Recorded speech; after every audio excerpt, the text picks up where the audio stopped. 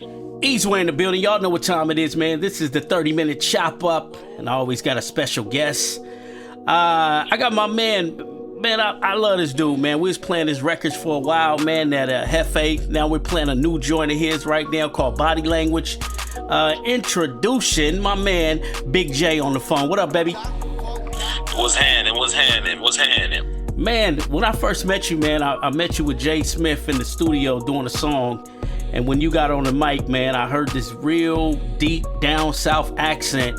And the flow was crazy and smooth. And I was like, dude, this dude got something. Where you originally from, man? Oh, man, born and raised, man, that E-Dawg, New Orleans. So you from New Orleans. That's why you got that deep down south accent. How'd you end up here in the West Coast, man, in Seattle? Oh, shit, man, my baby mama got people out here, and she told me about it, and shit, she was telling me about all the opportunities and stuff, you know, and I came out here, and shit, man, I fell in love with it. I can't even lie to you. I mean, it's more calmer. I mean, you guys are going through a lot of things. I remember, now New Orleans is where the big tornado and everything hit and everybody had to relocate, right? Katrina, yeah. Yeah, man. And they didn't even really tell us the full story, but I seen a documentary where, like, cats was trying to get away and go to safe buses, and they had to travel through certain neighborhoods, white neighborhoods, and white people was outside basically snipering black people from getting to them buses. And I was tripping that they didn't tell that story. Were you back in New Orleans when that thing went down? Nah, I wasn't at home at the time, but all my people was. Shit, I was out there in Jackson, but man, they wouldn't even let us back in. They wasn't letting nobody back in. I just wanted to stand at wherever the border was and just holler out my people's name. But when I found out they was straight, shit, it was all good. Yeah, man, that was a tragic situation. And yeah, man, even after the fact and the rebuilding and stuff like that, people were trying to come back, claim their property and rebuild their homes, and they were told they couldn't because of where the house sat in a danger zone of whatever. They made up some type of excuse to make sure that people don't come regain their neighborhoods and stuff like that. But man, you know, experiencing New Orleans, because I seen some tragic situations before all that happened, man, just the violence and things like that. How were you able, and how was your family able to curb that? Because it seemed pretty dangerous back then, man. You talk about, you know, we talk about projects, the West Coast, and comparing it to New Orleans and the projects and the slums y'all come from, man. I mean, I'm not saying you particular, but, you know, in the predominantly black poor neighborhoods, man, how do you survive that? Oh, you know, I wish I could sum it up for you and be like, well, this is how it go and this is how you survive it. You know, because no matter how small we think we is, sometimes we can always get caught up, you know, one slip away, you know, and it's just, you know, it's just by the grace of God, you know, because some of the top people that we thought would make it out, you know, like we had that hope dreams or whatever it may be, you know, and it just, you know, it just didn't work out. That's you know, right. Sometimes it be like that. Yeah. Now, explain to me these projects, because I'm trying to get familiar with the projects, man. Like you got the Calio projects, and you got some other projects. Is that West Coast is more like neighborhoods, right? And you guys have a thing with the projects. I'm not understanding that whole thing. It's not really about what side of the neighborhood you from. It's more of are you from these projects and we don't get along with that project? Is that how it work out there? Nah, you know, people know where you're from, you know, niggas know where niggas from, you know, and it's like, you might be beefing with certain different sections. You know, it ain't like that with everybody. It ain't like that with every project. You hear me? Okay. It ain't like niggas is just walking around beefing with the Noya or beefing with the Florida project or just, you know, whatever it may be. And my hood, the E-Dawg, we don't even have a project. But shit, I was so solid that I can bounce through the ninth wall, bounce through the desire and the flaw of the project, without a pistol, because that's just how niggas know what's happening, and shit. And you can just detect, you can kind of detect where somebody's from. It's just like here, you can kind of tell a Cali person versus a Northwest cat. So it's just, it's just the same game every place, but just a little different refereeing. Yeah, man, because I could tell that you didn't come from the outskirts when I first met you. You were real solid, but you had some you just wore it like, look, I'm real till you cross me or something like that. I could just feel it.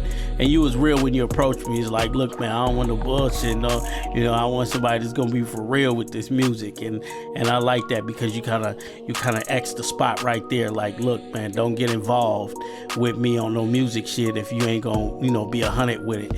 And I felt like that was solid to me because you let people know from the jump. Because a lot of people kiss ass, and then you get in the middle of working with them, and then you end up falling out with them because they really didn't feel, or they didn't really feel how you were doing things, but they could have told you on the first time what you requiring to make things happen with you. So, I felt like you laid that foundation. Anyway, man, let's talk about your music, man. You do a lot of stuff with Funk Daddy. You just did this new track, Body Language, man. That joint is hot. Now, what's your writing process? What makes you, what triggers your writing? Are these songs coming from, some real situations, or you just kind of peep everybody else's situation and write off that? Nah, I would say all my music, it comes from me. It is inspired from what I've been through and what I'm going through, is sometimes I just recollect and just spit it, I can hear that. Okay. Because some people write from different perspectives. They seen a situation like Tupac was very, very serious about, his penmanship when it come to certain things that he speak about. It's mostly experience.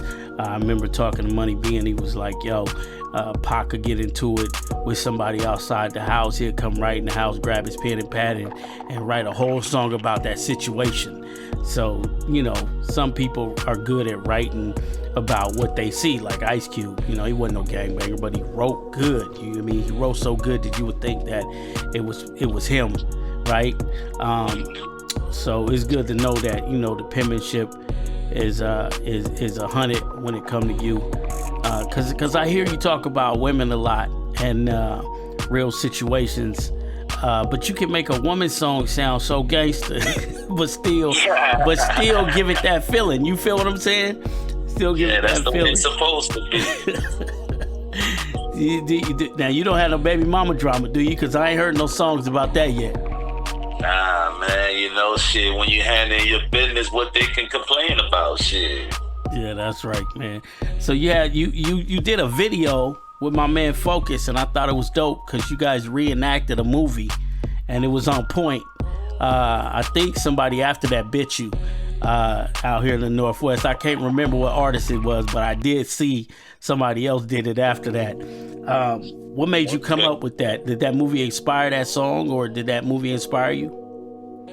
Nah, shit, the movie inspired us all, shit, that's Minister Society, Well, I would say our general, matter of fact, inspired us all, because that movie's still good to this day, but it was like a last minute thing, and I learned from that, because thinking at the last minute and trying to be creative, that shit don't work all the time. And shout out to Focus for being patient. Shout out to everybody that had, their hand in on it. Jay Smitty, Big Sis, everybody, and it taught me a lot, because you just have to have your shit together and have every scene like really how it's supposed to be. And that's why I haven't shot a video yet for Body Language. Well, the thing about artists, being an artist and then being a the dude that shoot and the production dude, what artists don't see is sometimes budget, you can only do so much. And especially when you're trying to come off of a situation where it's like, yo, I'm gonna redo this movie, but you gotta remember that movie cost $500,000 to do or $1 million to do, right? So when you got a cat with a camera and an editing situation, he can only do so much. That movie was 10, 12 people on staff. So it made it, you know what I mean? You had a writer, a producer, a person that colors it, a person that puts in the background music. So the person that actually shoot it can't do all that. His talent is only ranging from so much, right? But then our minds is just telling us what we want. And so the last minute we like, oh, in Love and Basketball, when they did this, let's do that.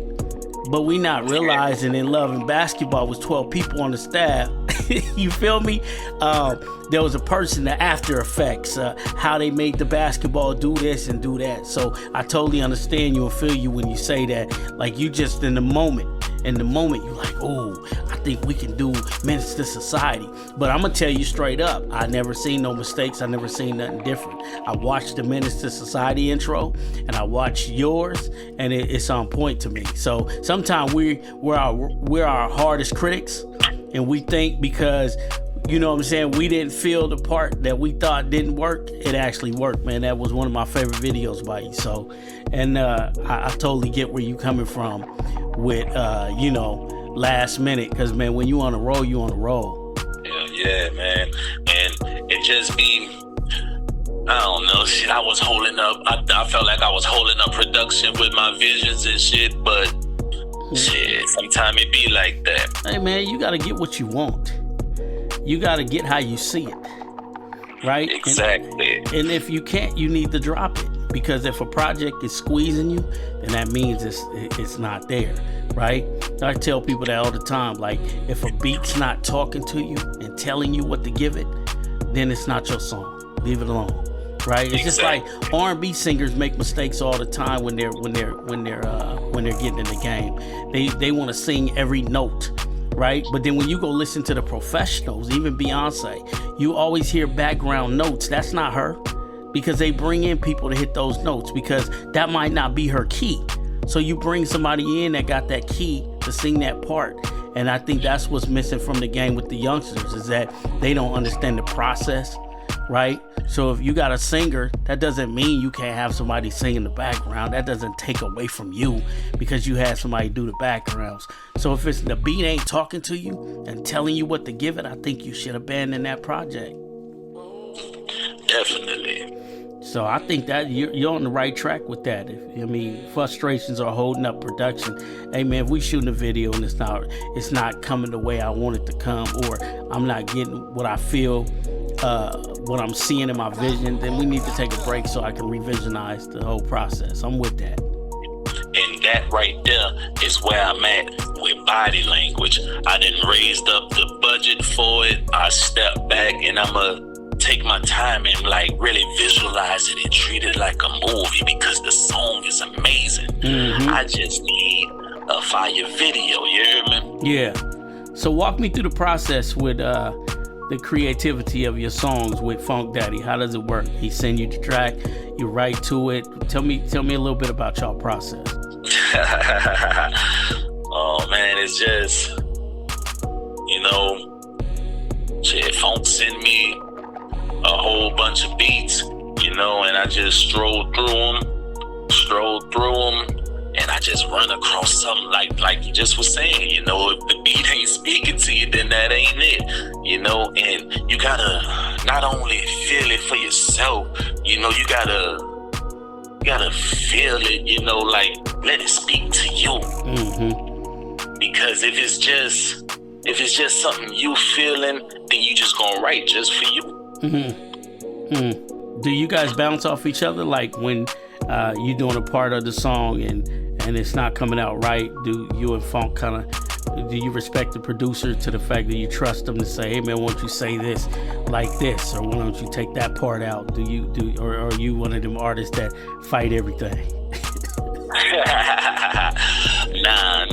You know, every producer I have had the luxury of working with, you know, they know that I have no problem with taking good feedback, you know, because it's all constructive criticism, you know, and it's like at the end of the day, you know what works for you too, and you know how it sounds. You know, it's just up to you being real with it and just rolling with it. You know, there's been times when, you know, even when I work with other producers, you know, I ain't gonna name drop like I'm, you know, but it is what it is. When I work with other people, you know, they'll say, hey, how about you do this? Or they even jumped in on the hook to make it sound more, give it more depth, and it's just so much that go along with it, you hear me? But yeah, I have no problem with that.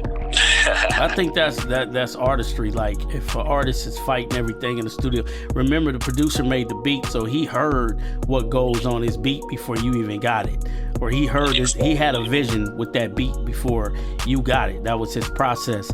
And for a artist to actually listen to the producer is a very important thing, because hip hop started with the producer and the DJ first, and then they called the rapper to give it what they needed. You feel me? So it wasn't the other way around. It was like very respected, highly respected, that the producer would hear something with his beat and he'd be like, man, I can hear so-and-so on this track. So that's who I want to rap on this joint, and I want this track to be talked about this, because that's what I visioned when I made the beat.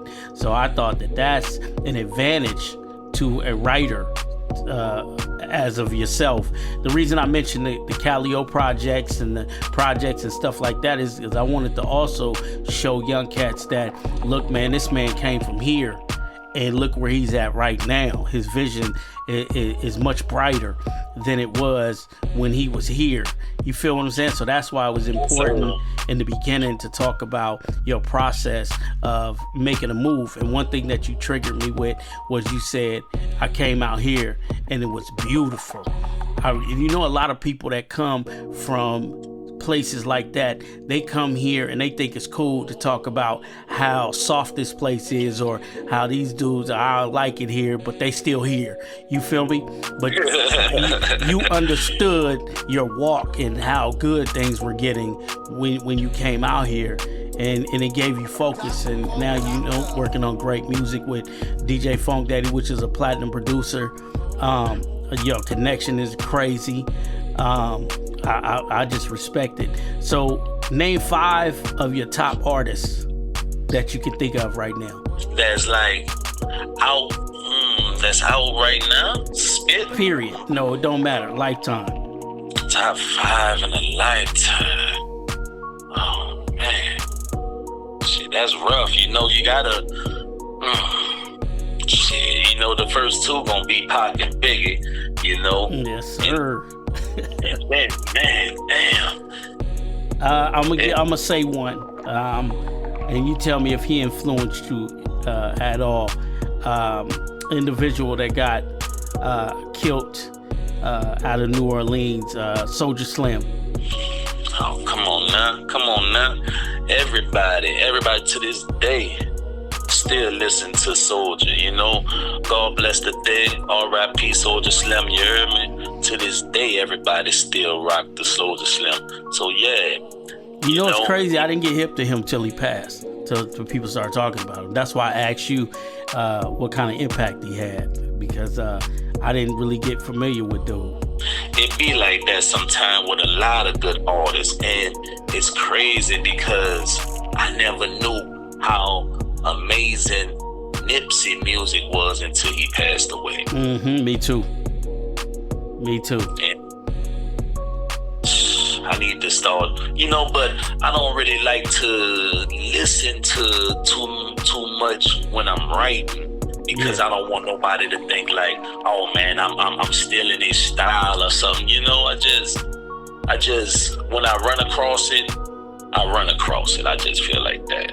Ain't to take nothing away from them, because they're amazing artists, but I just wish I'd have heard it before. Yeah, that's how I feel. I never was really a Nipsey fan.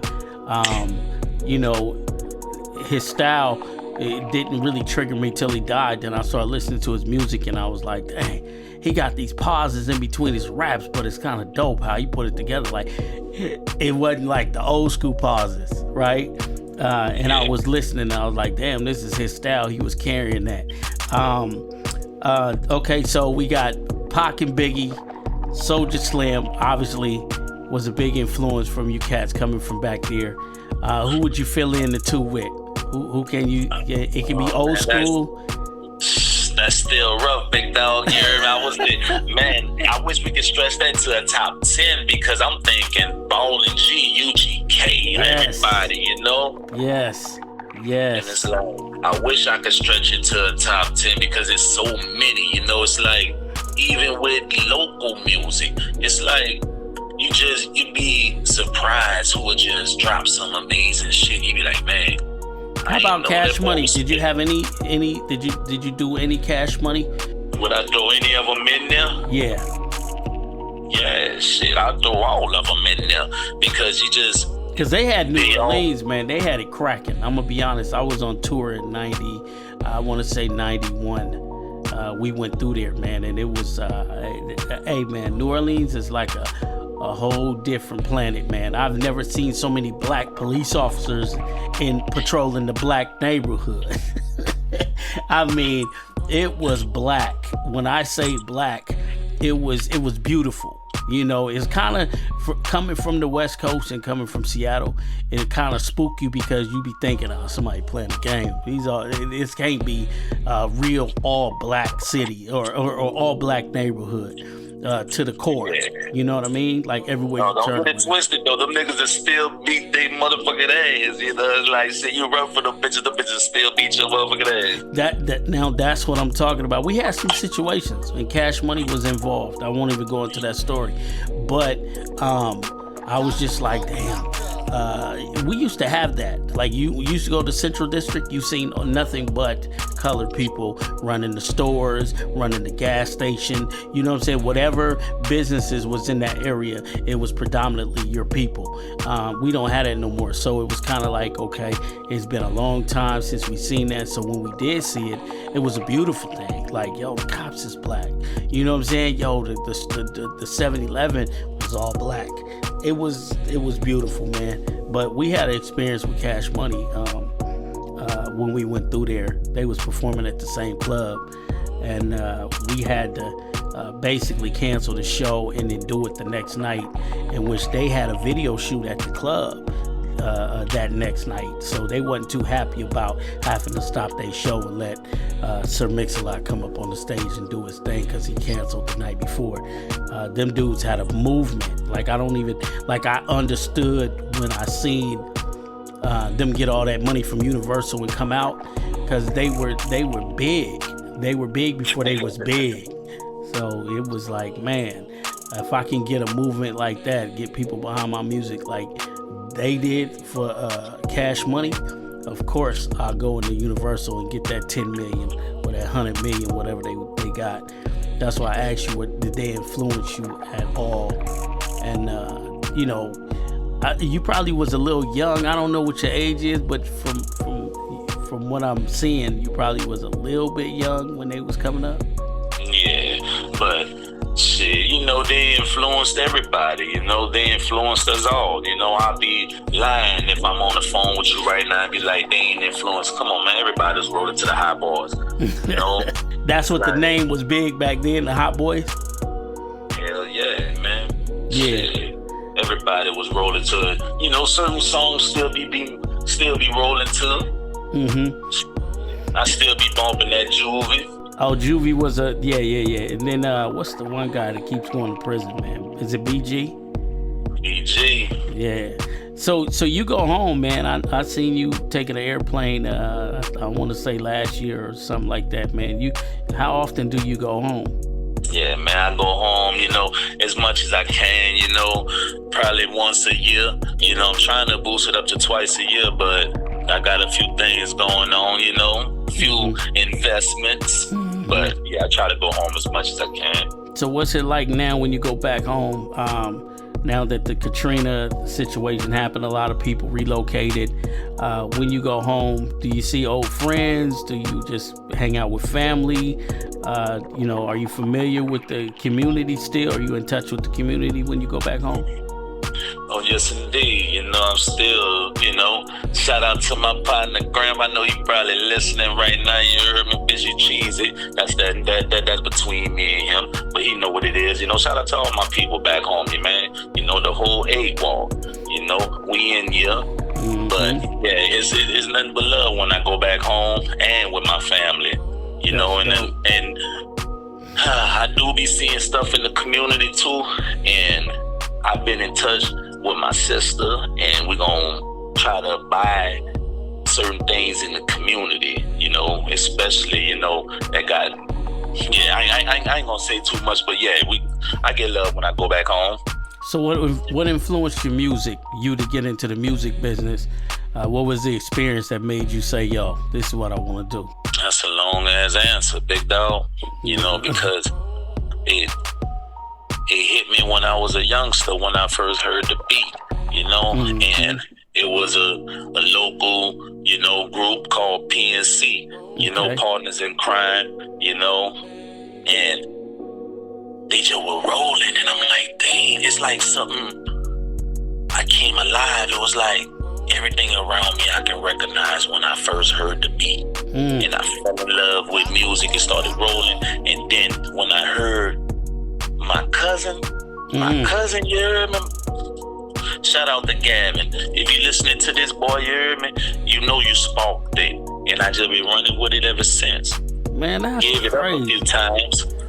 That's crazy, man. This is beautiful. This is 2 interviews back to back, man, where people then turn around and say, like, some major artists or Sugar Hill Gang or Rappers Delight. That just lets you know we in the third quarter of this rap music. It's no longer, because we never thought hip hop would take it this far, as the Biggie would say, because it's true.